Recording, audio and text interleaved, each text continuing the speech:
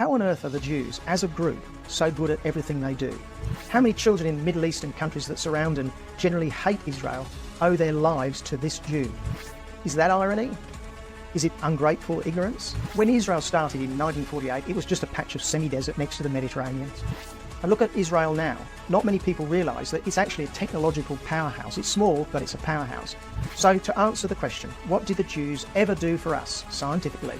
The answer is more than many of us deserve.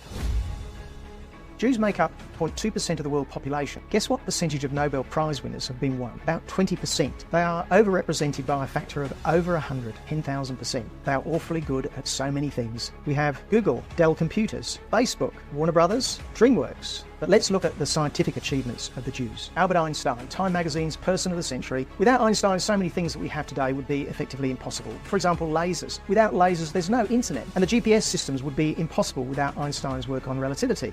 So here are some other great Jewish scientists. Fritz Haber. It is estimated about half of the nitrogen in the protein in your body comes out of a factory that depended on the work of Haber. Billions of people are now alive who could not have come into existence without this Jewish genius. About half the people in the Middle East surrounding Israel owe their existence to Haber.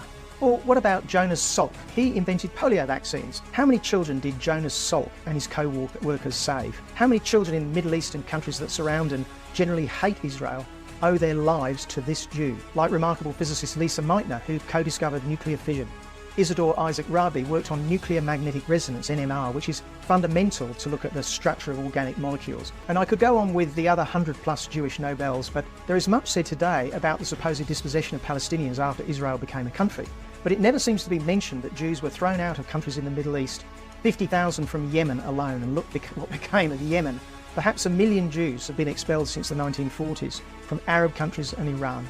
Just think how America, in particular, gained from the Jews that went there. What a stupid mistake those Arab countries made by expelling their Jews. So if there's ever an opportunity for a country to get more Jews, the response should be, we'll take as many as we can get. Countries that expel Jews, well, the country is invariably the loser.